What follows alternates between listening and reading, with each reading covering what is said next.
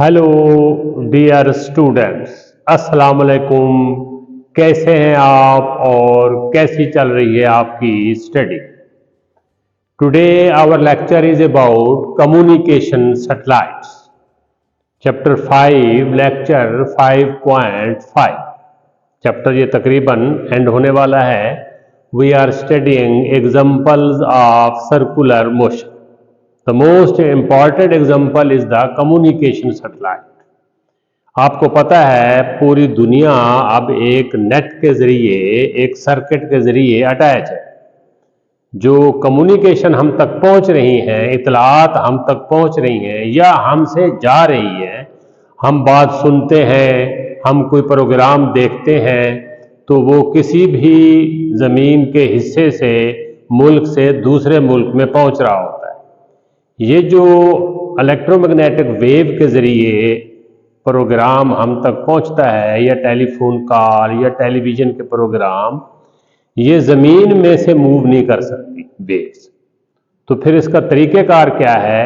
उस पॉइंट से ये सैटेलाइट तक जाती हैं, सैटेलाइट उन्हें रिसीव करता है, ज़मीन का जो ट्रांसमीटर है उन्हें भेजता है, वो फिर दूसरे मुल्क में उसको ट्रांसमिट करते हैं और वहाँ रिसीवर जो हैं वो उनको रिसीव करते हैं। मिसाल के तौर पर ये अर्थ है, ये यहाँ एक मुल्क है, यहाँ एक मुल्क है। अब देखें, यहाँ से यहाँ तक प्रोग्राम कोई सिग्नल सेंड करना है तो कैसे पहुँचेगा? यहाँ से आने से तो रहा, तो फिर क्या है, ये सैटेलाइट खड़े हैं, तो ये सैटेलाइट यहाँ से रिसीव करेगा और इसको ट्रांसमिट करेगा। यहाँ सैटेलाइट मौजूद है तो फिर यहाँ से और ये ऐसे पहुँच जाएगा। इसी तरह यहाँ पे, तो यहाँ सैटेलाइट खड़ा है, ये देखें यूं पहुँच रहा है। तो ये सैटेलाइट जो सर्कुलेट कर रहे हैं वो अर्थ के डिफरेंट पॉइंट से सिग्नल लेते भी हैं और अर्थ के पॉइंट को देते भी हैं।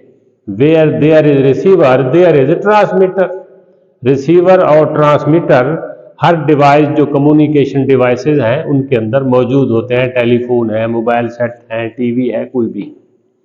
तो ऐसे सैटेलाइट को जो इतलात का निज़ाम चलाते हैं, कम्युनिकेशन का मकसद होता है इतलात को पहुंचाना, इतलात को रिसीव करना, तो ऐसे सैटेलाइट को कम्युनिकेशन सैटेलाइट कहा जाता है।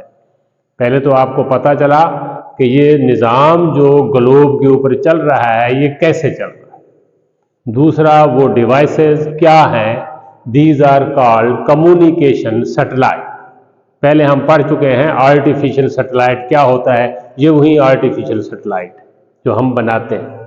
Communication satellite is an artificial Jio stationery satellite. Jio stationery भी हम डिस्कस कर चुके हैं। ज़मीन के पॉइंट के हवाले से वो स्टेशनरी होते हैं। मकसद, जितना ज़मीन एक सर्कल मुकम्मल करने में अपने महवर के इर्द एक दिन लगाती है, वो भी एक दिन में मुकम्मल कर लेते हैं। तो उनकी स्पीड ऐसे मैच की जाती है, वो हमेशा उसी पॉइंट के ऊपर ही नजर आते हैं। सैटेलाइट का काम क्या है? Receive and transmit the signals between satellites and different earth points. Satellite और डिफरेंट पॉइंट से मुराद डिफरेंट कंट्रीज हो सकते हैं, डिफरेंट सिटीज हो सकते हैं, या जहां जहां हमने स्टेशन लगाए हुए होते हैं। वो यूज कम्युनिकेशन में आपको पता है टेलीफोन कॉल होती हैं, रेडियो के programme, television, internet, military application, ये सारा इंफॉर्मेशन का सिस्टम कम्युनिकेशन का सच सैटेलाइट इन्हीं से ही होता है। The whole earth can be covered by just 3 such satellite.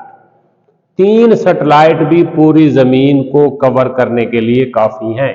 दुनिया ने एक निज़ाम बनाया हुआ है, वो है whole earth can be covered by 3 satellites. The largest satellite system is managed by 126 countries.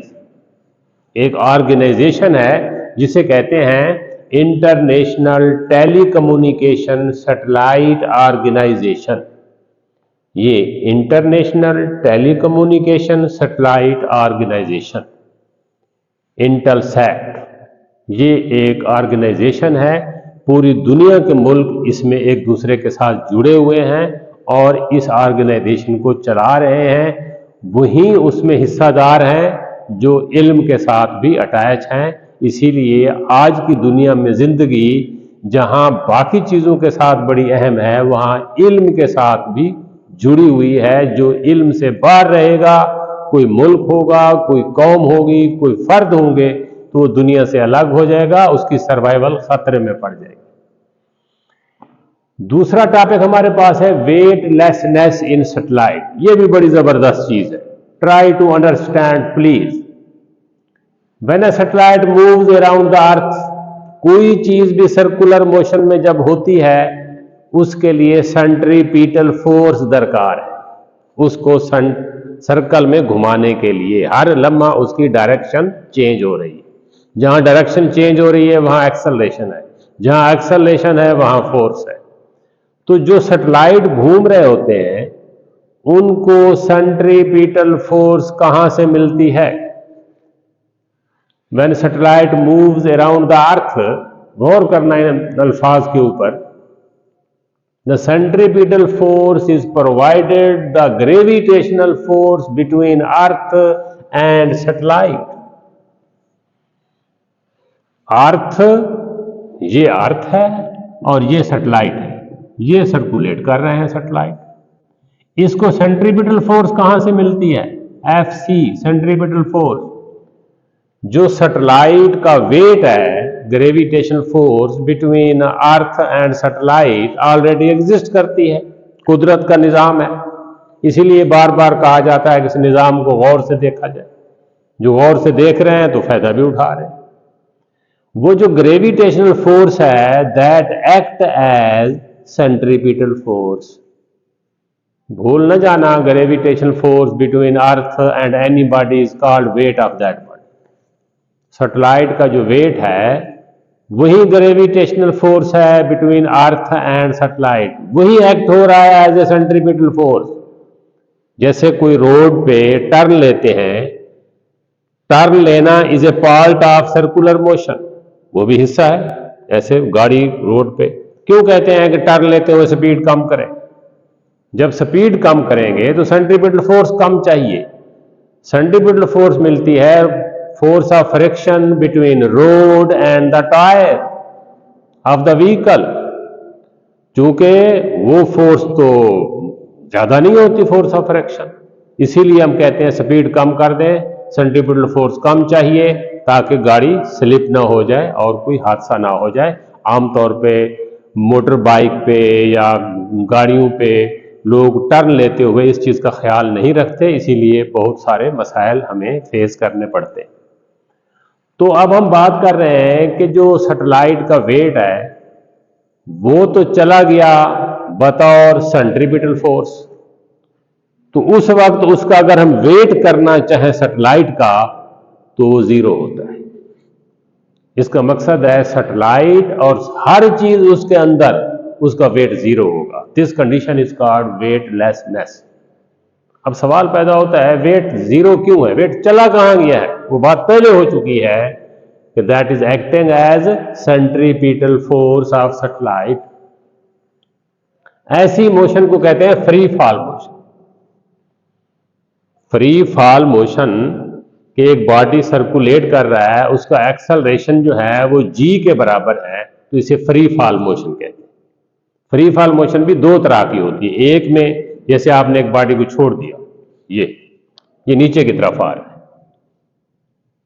है, mg इसका वेट है, ये नीचे की तरफ आ रहा है, इसका एक्सेलरेशन g के बराबर है। ये भी फ्री फॉल मोशन, ये मोशन अंडर द वेट। लेकिन ये जो मोशन है सैटेलाइट की, इसका एक्सेलरेशन भी g के बराबर है, ये भी फ्री फॉल मोशन है, लेकिन इसमें वो गिर नहीं रहा क्योंकि उसका वेट है नहीं। वेट कहां चला गया? एक्टिंग है सेंट्रीपिटल फोर्स। वही तो हम पढ़ रहे हैं वेटलेसनेस। ये वेटलेसनेस बेवजनी की कैफियत क्यों पैदा हो जाती है? Such motion is called free fall motion. In this case, satellite and everything in it will appear to be weightless. Satellite भी वेटलेस, इसके अंदर जो कुछ कैमरे हैं, अगर कोई खला नवर्द एस्ट्रोनॉट है, वो सारी चीजों का वेट नहीं होगा। Such system is called gravity free system.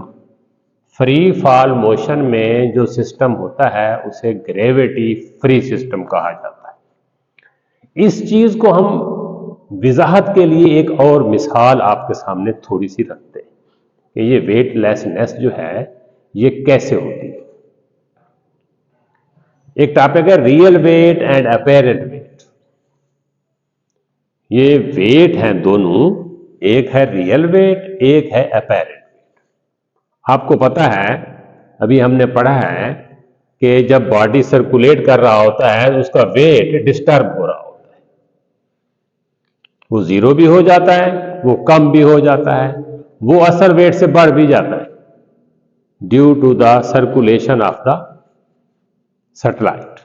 अब इस चीज को हम एक सिंपल सी लिफ्ट, आपने शायद देखा हो बहुत सारी बिल्डिंग्स में, फ्लैट्स में लिफ्ट से लोग आ जा रहे होते हैं, उसी को हम देख रहे हैं। Weightlessness is observed in a spaceship orbiting around the अर्थ। ये हम पहले बात कर चुके हैं। स्पेसशिप हो, कम्युनिकेशन सैटेलाइट हो, आर्टिफिशियल सैटेलाइट, स्पेसशिप, उसमें वेटलेसनेस इज ऑब्जर्व, ये पढ़ा है। उसमें बेवजनी की कैफियत होती है, बॉडी वेटलेस होता है। टू एक्सप्लेन दिस फैक्ट, इस फैक्ट को वजाहत के लिए,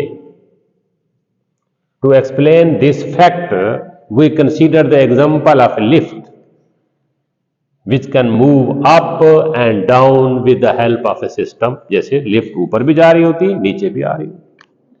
real weight of suspended object inside the lift, real weight is always multiplication of m and g। ये आप जहन में रख लें कि रियल वेट का मकसद है mass of body and gravitation acceleration का मल्टीपल। ये हमारे पास एक लिफ्ट है, लिफ्ट भी एक तरह का बॉक्स होता है, उसमें ये आदमी खड़ा है जो ऑब्जर्व कर रहा है। इसका वेट, इसका मास m है, इसका असल वेट mg है जो इसे नीचे की तरफ खींच रहा है। ये स्प्रिंग बैलेंस है। स्प्रिंग बैलेंस इसका वेट नोट कर रहा है। वो रस्सी में जो तनाव है, टेंशन, ये टेंशन की वैल्यू यहां स्प्रिंग बैलेंस पे आ रही है। The weight, apparent weight is noted by the tension in string. Real weight क्या है? That is equal to mg, वो w mg, ये ना भूलना। रियल वेट तो फिक्स है, उसका मास multiply by g। Apparent wait tension, ये चेंज होगा। देखते हैं कि कैसे चेंज होता है। पहली बात है lift is, when the lift is at rest. Lift रुकी हुई है, ना ये ऊपर जा रही है ना नीचे जा रही है। ये जहां बॉडी का जो वेट है mg, उतना ही इसमें टेंशन है, that is noted by the spring balance. ये स्प्रिंग बैलेंस आपको पता है, वेट नोट करने के लिए हम एक इंस्ट्रूमेंट यूज करते हैं। When the lift is at rest, T is equal to mg. What it means? Apparent weight is equal to actual weight. जो आपको वेट नजर आ रहा है यही इसका असल wait. Apparent weight is equal to the real weight. कब? जब लिफ्ट जो है रेस्ट में है, इसके ऊपर कोई नेट फोर्स नहीं। आपको पता है जब किसी बॉडी के ऊपर नेट फोर्स नहीं होती वो रेस्ट में होता है, या जो बॉडी रेस्ट में होता है उसके ऊपर नेट फोर्स नहीं होती। ये सारी चीजें चैप्टर 3 में हम पढ़ चुके हैं। नेट फोर्स क्या है, फोर्स की डेफिनेशन क्या है। अब हम क्या करते हैं, lift is moving upward with an acceleration a। ये लिफ्ट ऊपर की तरफ जा रही है। इसका मकसद है इस लिफ्ट के ऊपर हम फोर्स कितनी लगा रहे हैं, टोटल लिफ्ट का मास इनटू एक्सेलरेशन। अब इस बात पे जरा गौर करना, हम क्या कह रहे हैं, lift is moving upward with an acceleration a। जिस चीज का एक्सेलरेशन होता है उसके ऊपर फोर्स होती है m इंटू a। ये कैपिटल एम, ये सारा टोटल मास है। जितनी फोर्स लिफ्ट के ऊपर की तरफ लग रही है, इसके अंदर जितने भी बॉडी हैं उनके ऊपर फोर्स अपोजिट लगेगी। वो फोर्स कितनी होगी? हर बॉडी का मास और एक्सेलरेशन लिफ्ट का, इसे कहते हैं फिक्टिशियस फोर्स। इसकी आम लाइफ में मिसाल देखें, आप बस में जा रहे हैं, बस को अचानक ब्रेक लगती है, तो बस को स्पीड हम कम कर रहे हैं, बस जितने उसको फोर्स अपोजिट डायरेक्शन में लगा रहे हैं बस के ऊपर मोशन के, जितने उसके अंदर पैसेंजर होते हैं वो सारे आगे की तरफ जाते हैं। इसे कहते हैं फिक्टिशियस फोर्स। अगर अचानक आप मोटरसाइकिल की, गाड़ी की अचानक की रफ्तार बढ़ा दें, जितने लोग बैठे होते हैं वो पीछे की तरफ जाते हैं। यानी फ्रेम जिस सिमत में फोर्स लगाएंगे, उसके अंदर जितने बॉडी हैं उनके ऊपर फोर्स अपोजिट डायरेक्शन में लगेगी। एक्सेलरेशन फ्रेम का, मास हर बॉडी का अपना। अब इस बात को अगर जहन में आ गई है, ट्राई करें कि आपके जहन में आ जाए। लिफ्ट के ऊपर फोर्स लग रही है ऊपर की तरफ, जहाज ऊपर रही है एक्सेलरेशन ए के साथ, इसके अंदर जो कुछ है उसके ऊपर फोर्स लगेगी नीचे की तरफ। अब ये जो मास m है, इसके ऊपर फोर्स नीचे की तरफ ma लगेगी। पहले कितनी लग रही है? mg। कितना इजाफा हो गया? ma। Now fictitious force on the object in downward direction is ma। Lift के ऊपर फोर्स लग रही है अप, वो है ये ma। लिफ्ट के अंदर जो कुछ है, हम इसको नोट कर रहे हैं, इसके ऊपर फोर्स होगी डाउनवर्ड, वो होगी ma। एक्सेलरेशन फ्रेम का, लिफ्ट का, मास बॉडी का। एक फोर्स mg है, दूसरा ये इजाफा हो गया। पहले जो t बराबर था mg के, अब वो mg प्लस ma। कितना इजाफा हो गया अपेरेंट वेट में? ma। इसका मकसद है अपेरेंट वेट रियल वेट से बढ़ गया। Apparent wait increases, apparent wait की वैल्यू रियल वेट से बढ़ जाएगी जब लिफ्ट अप मूव करेगी। अब हम देखेंगे लिफ्ट जब डाउनवर्ड मूव करेगी तो अपेरेंट वेट की वैल्यू क्या होगी। The third case is the lift is moving downward with an acceleration A. अब देखें ये जो लिफ्ट है ये नीचे की तरफ आ रही है विद एक्सेलरेशन ए। इस लिफ्ट के ऊपर नेट फोर्स जो होगी वो होगी ma। इसके ऊपर ये जो आपने ये मास है, इसके ऊपर फोर्स होगी ऊपर की तरफ ma। अब गौर करें, एक तो इसके ऊपर वेट mg है ना जी। अब opposite force ma, fictitious force, जब इसकी अपोजिट होगी तो mg की वैल्यू को कम कर दे, इसका वेट कम हो। Let the lift is moving downward with acceleration a, the fictitious force in upward direction is ma। किसके ऊपर? इस बॉडी के ऊपर। The fictitious force in upward direction is ma inside the lift. हम लिफ्ट के अंदर की बात कर रहे हैं। Now apparent weight will B, पहले था mg जब रेस्ट में था, जब ये ऊपर की तरफ जा रही थी लिफ्ट तो mg प्लस ma। अब जब ये नीचे की तरफ आ रही है, लिफ्ट के ऊपर फोर्स लग रही है डाउनवर्ड, इस बॉडी के ऊपर फोर्स लग रही है अपवर्ड। कभी झूले के ऊपर बैठकर देखें, झूला जब नीचे की तरफ आता है ऐसा लगता है कि आप ऊपर की तरफ जा रहे हैं, इसलिए बाद लोगों को वोमिटिंग शुरू हो जाती है, उल्टियां शुरू हो जाती है, क्योंकि ये ऐसी फिक्टिशियस फोर्स का नतीजा होता है। ऐसा लगता है कोई चीज हमें ऊपर उछाल रही। फिर सुने, lift is moving downward with acceleration A, everything inside the lift will experience a fictitious force। अगर हम इसकी बात करें that will be upward. Frame के ऊपर डाउनवर्ड फोर्स है, फिक्टिशियस फोर्स हमेशा अपोजिट टू द मोशन होती है, वो इसकी अपोजिट होगी, तो अब उसके जो रियल वेट है उसको कम कर देगी, तो अपेरेंट वेट क्या हो जाएगा? जो कि पहले mg था अब वो mg minus ma। Apparent weight will be less than real weight. मजे की बात, अगर ये एक्सेलरेशन g के बराबर हो, if a is equal to g, तो इसके ऊपर जो फोर्स होगी वो mg होगी, लिफ्ट का सारा वेट। इसके ऊपर जो ऊपर फोर्स होगी वो भी mg होगी, तो इसके ऊपर mg फोर्स नीचे है, mg ऊपर लग रही है नेट टी, रस्सी ऐसे लूज हो जाएगी, रस्सी में कोई टेंशन नहीं होगा। If a is equal to g, ये किसका एक्सेलरेशन है? लिफ्ट का इन द डाउनवर्ड, तो अपेरेंट वेट क्या हो जाएगा? T is equal to m g minus m g is equal to 0। The body will be weightless inside the lift.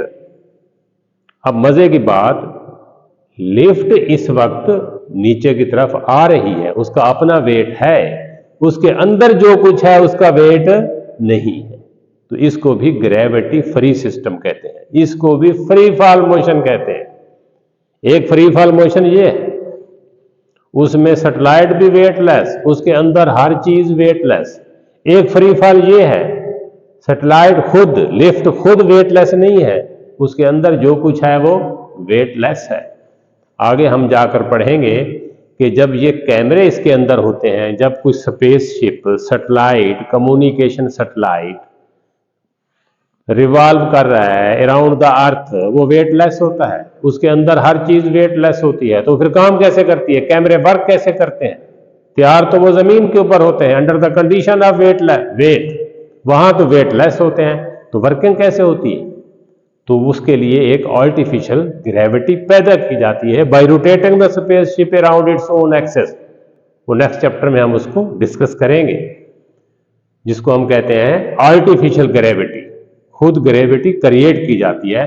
तो आज हमारा लेक्चर यहीं एंड हुआ कि आपको अंदाजा हो गया कि ये वेटलेसनेस की कंडीशन, कभी अपेरेंट वेट बढ़ जाता है असल वेट से, कभी अपेरेंट वेट कम हो जाता है, कभी अपेरेंट वेट 0 हो जाता है। That depends upon the situation of the spaceship, जहां वो बॉडी मौजूद है। उम्मीद है ये आपको इंटरेस्टिंग भी लगा होगा और आपने समझने की कोशिश भी की होगी, नहीं की तो बार बार इस पे गौर करें। Thank you very much.